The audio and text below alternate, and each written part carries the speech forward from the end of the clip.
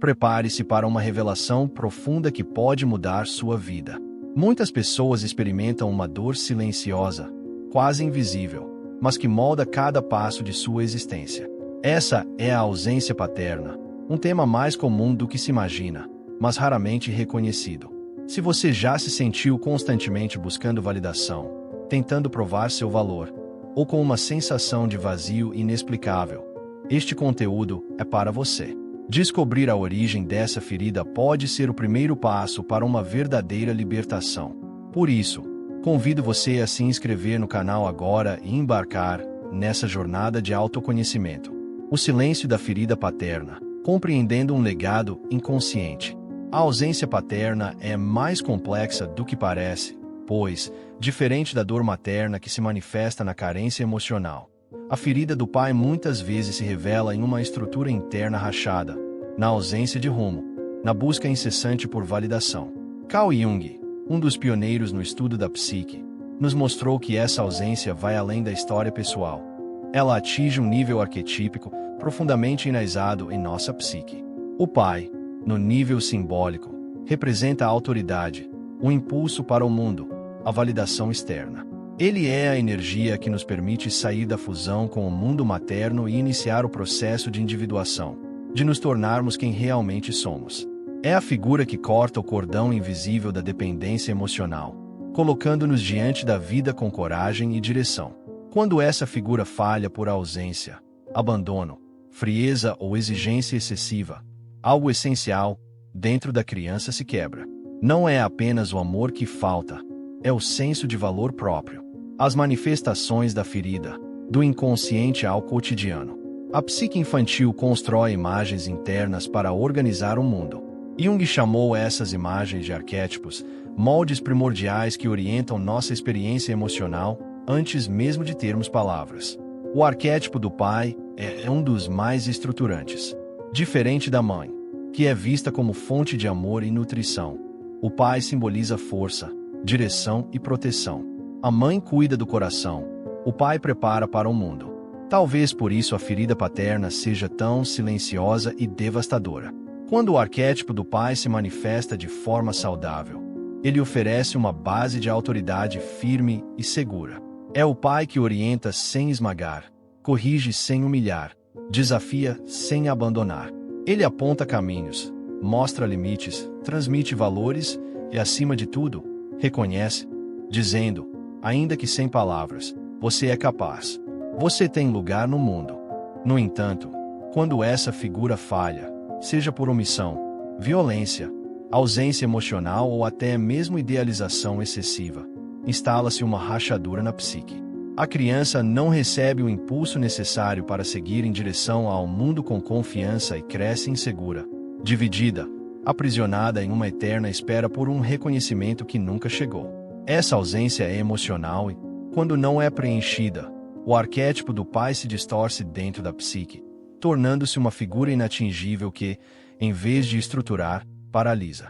Jung afirmava que todo ser humano precisa, em algum momento, romper com a figura do pai, superando sua influência interna para se tornar inteiro.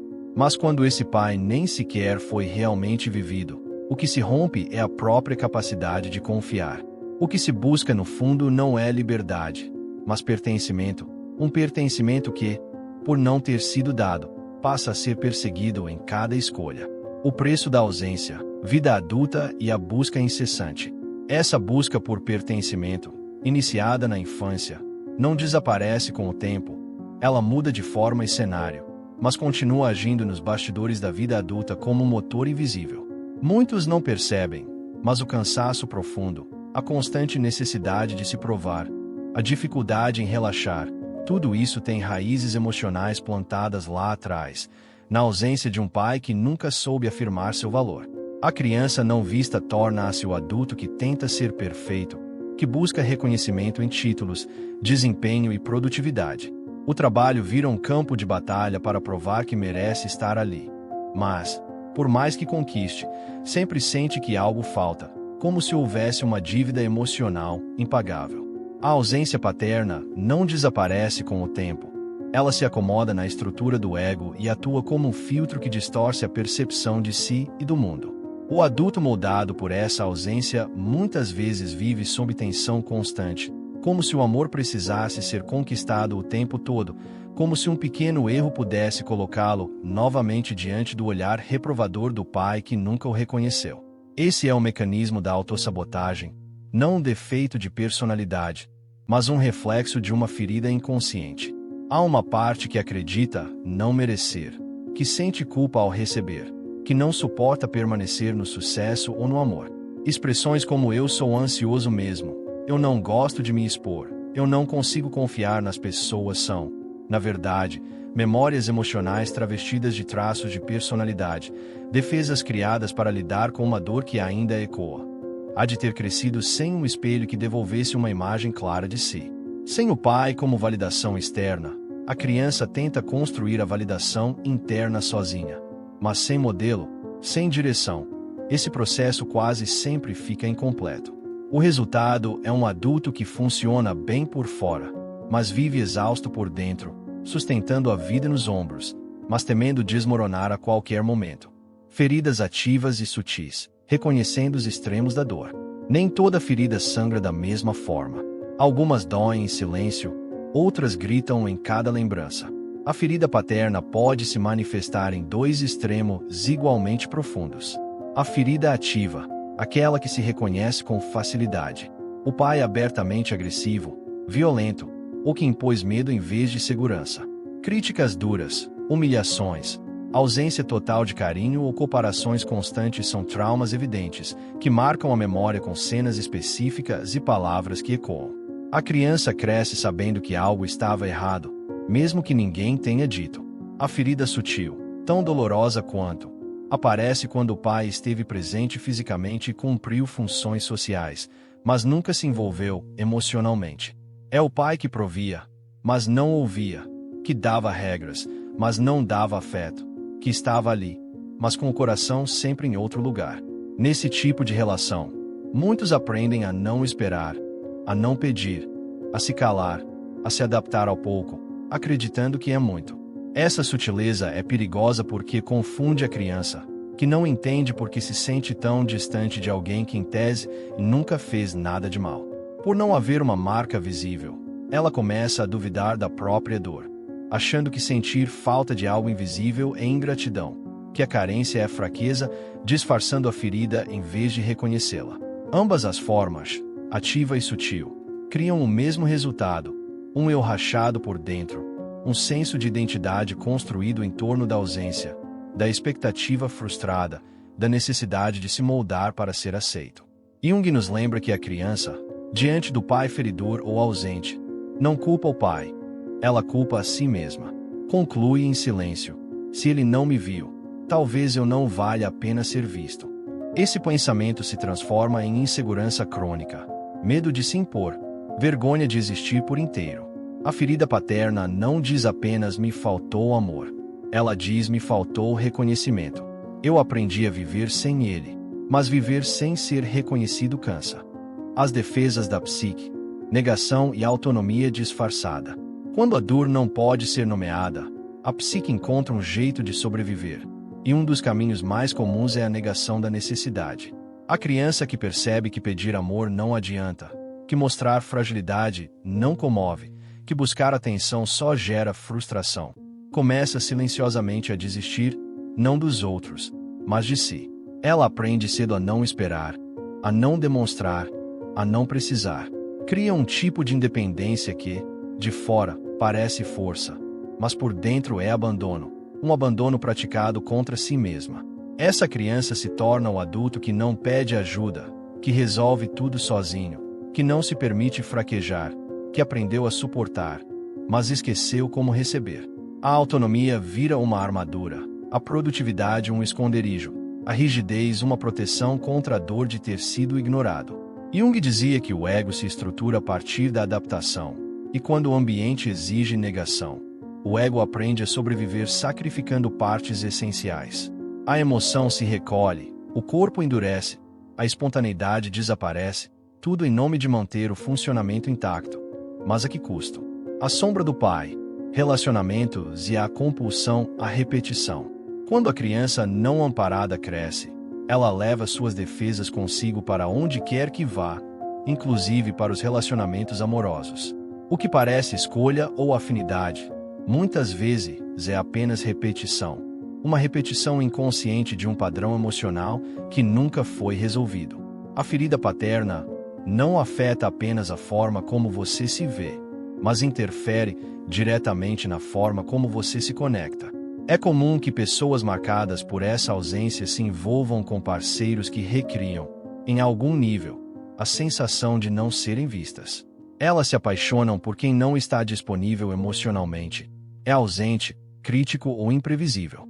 Não porque desejam sofrer, mas porque o inconsciente busca familiaridade, mesmo que essa familiaridade doa. Jung chamava isso de compulsão à repetição simbólica, o impulso de voltar à cena original do trauma, só que agora com a esperança secreta de que o final seja diferente, que desta vez o amor venha, que desta vez o olhar chegue, que desta vez alguém diga aquilo que o pai nunca disse: você é suficiente.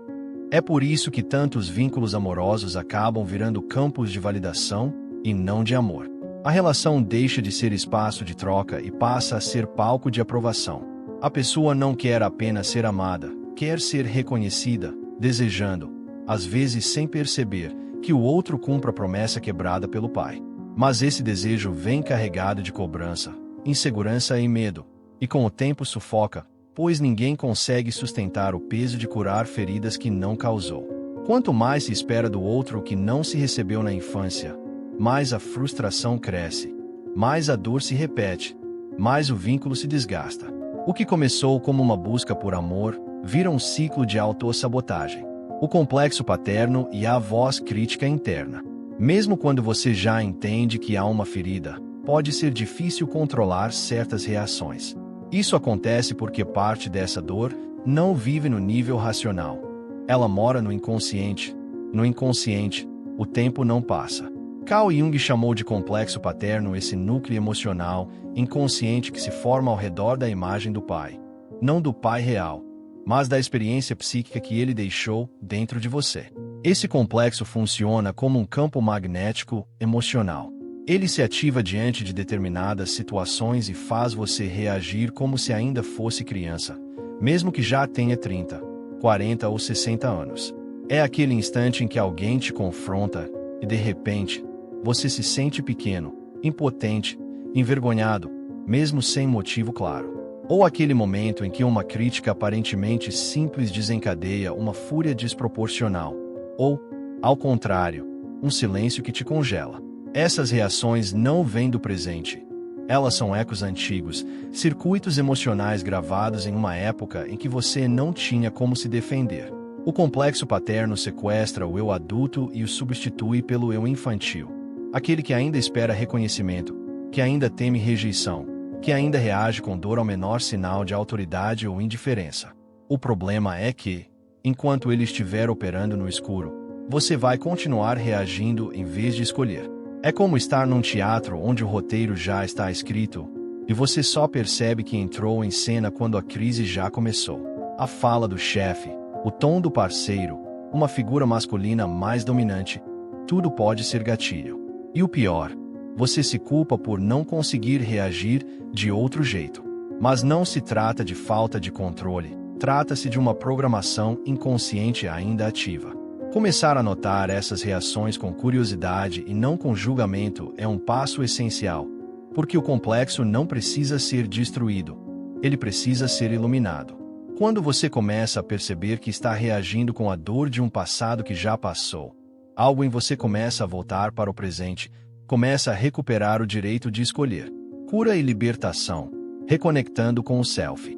O impacto da ferida paterna não se limita às reações externas. Muitas vezes, a maior violência acontece por dentro, não nas palavras do pai real, mas na voz que ficou ecoando depois dele. A crítica que antes vinha de fora agora mora dentro de você e fala o tempo todo. Essa voz não grita, ela sussurra, dizendo que você não fez o suficiente, que sempre falta algo, que é melhor não tentar porque vai dar errado, que você não merece descanso, prazer ou reconhecimento. É um julgamento contínuo disfarçado de senso de responsabilidade, perfeccionismo, autocobrança, Mas no fundo é só medo. Medo de falhar, medo de não ser digno, medo de ser rejeitado de novo. Jung descreveu isso como um dos efeitos mais cruéis da sombra. Quando uma figura importante como o pai fere ou falha, a psique infantil não consegue sustentar a ideia de que aquela autoridade errou. Então, para manter a ordem emocional, ela volta o erro contra si. Se o pai não amou, o problema deve ser comigo. Se ele não me viu, talvez eu seja invisível mesmo. Se ele não aprovou, então não devo ser suficiente. Esse pensamento, repetido em silêncio por anos, se transforma em crença, e essa crença vira a identidade. A pessoa passa a viver sob o peso de um tribunal interno onde ela é, ao mesmo tempo, réu, juiz e carrasco, sempre em dívida, sempre devendo uma versão melhor de si.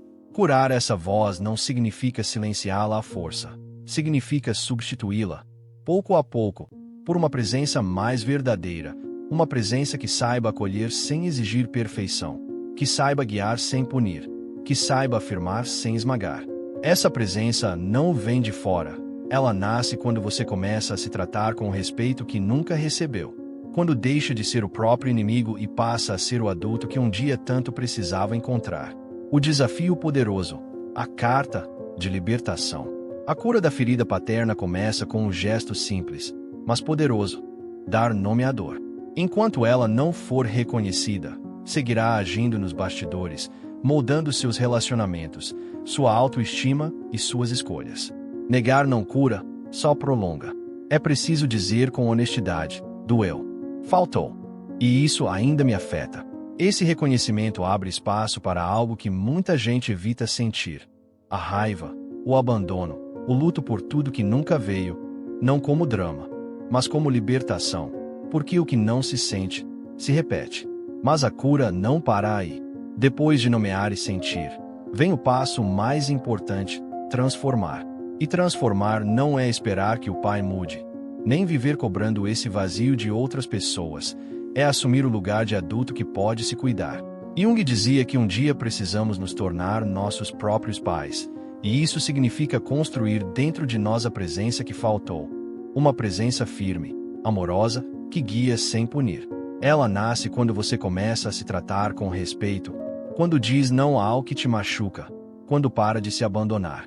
Esse pai interior aparece nos pequenos gestos, na forma como você se fala, nos limites que estabelece, na escolha consciente de não viver mais em busca de aprovação. É exatamente por isso que o que eu vou te propor agora funciona tão profundamente. Um exercício muito proposto por psicólogos, terapeutas e também na constelação familiar que ajuda nesse processo. Escreva uma carta para o seu pai. Mas não é uma carta bonitinha, cheia de filtro ou lógica. Não é uma carta para ele ler. É uma carta para você se libertar. Nela, você vai escrever tudo o que nunca pôde dizer: a dor, a raiva, a ausência, a frustração, a saudade, a mágoa, a confusão, o silêncio. O que você sentiu quando ele não olhou para você, o que desejou ouvir e nunca ouviu, as vezes em que tentou agradar, se moldar, se anular só para ser visto. Você não precisa escrever com ordem nem com clareza. Escreva como sair. Se precisar xingar, xingue. Se precisar chorar, chore. Se travar, insista.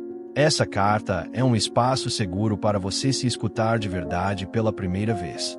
Depois que terminar, leia em voz alta.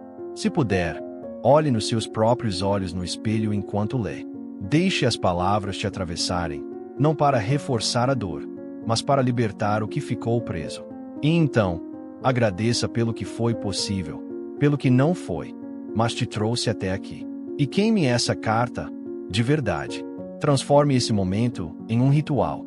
Você está dizendo com esse gesto: eu não espero mais. Eu não carrego mais. Eu me libero agora. O caminho para a liberdade, o reencontro com o self. Quando essa presença começa a se firmar dentro de você, algo muda silenciosamente, mas de forma irreversível. O mundo que antes parecia um tribunal começa a se transformar em um espaço de respiração. A vida que antes era uma sequência de testes começa a se tornar um caminho de expressão. Pela primeira vez, Você sente que pode simplesmente existir sem ter que se provar o tempo todo. Curar a ferida paterna é isso. É sair da guerra. É deixar de viver em modo de defesa. É parar de projetar no outro a responsabilidade de validar sua existência. Porque, no fundo, a ferida paterna não era apenas sobre o pai. Era sobre como você aprendeu a se ver através dele. Quando esse reflexo se transforma, toda a paisagem interna se modifica.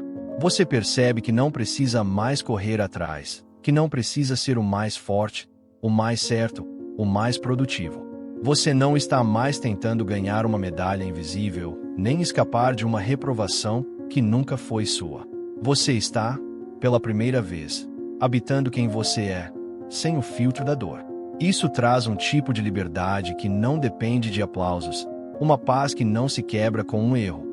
Uma força que não precisa endurecer para existir. É a força que vem de dentro, que nasce do reencontro com sua própria essência depois de anos vivendo à sombra de uma ausência. Jung chamava esse processo de retorno ao centro, um movimento que nos tira da periferia do ego ferido e nos reconecta com o self, o núcleo mais profundo e verdadeiro do ser. Não se trata de virar alguém ideal. Trata-se de deixar de ser alguém que você precisou construir para se proteger e começar a ser com verdade, com imperfeição, com inteireza. Quando isso acontece, o amor deixa de ser busca e se torna expressão. Você não ama mais para preencher um vazio. Ama porque há algo em você que transborda. E esse transbordar é o que, por fim, te reconcilia com a vida. Porque onde antes havia falta, agora há presença. E onde havia medo, agora começa a nascer confiança. Seu próximo passo rumo à libertação. Talvez você tenha passado a vida tentando ser visto, tentando acertar, agradar, se moldar, tentando caber num espaço que nunca foi feito para você. Mas agora, talvez algo tenha começado a mudar. Porque quando você reconhece a ferida sem culpa, sem negação, ela deixa de comandar no escuro. E quando você se oferece o cuidado que sempre buscou nos olhos de outro, o ciclo finalmente começa a se romper. O que antes era um esforço constante por aprovação, agora pode se tornar um ato silencioso de amor próprio. Não como uma teoria, mas como prática diária, como presença real. Você não precisa mais correr atrás do amor que faltou. Pode parar, respirar e escolher, a partir de agora, como quer se relacionar consigo mesmo, com os outros, com a vida. Não se trata de esquecer o que doeu, mas de dar à dor um novo lugar, um lugar onde ela não define mais seus passos, onde você pode olhar para trás com respeito e para frente com firmeza. Se este conteúdo tocou algo dentro de você, inscreva-se no canal e faça um comentário com a frase: "Eu escolho me libertar". Assim saberei que você esteve comigo até o final, mais do que isso, que está pronto para dar esse passo com consciência. Sua interação e apoio são fundamentais para que possamos levar essa mensagem de cura e transformação a mais pessoas. Se inscreva agora e faça parte dessa comunidade que busca a verdadeira liberdade interior.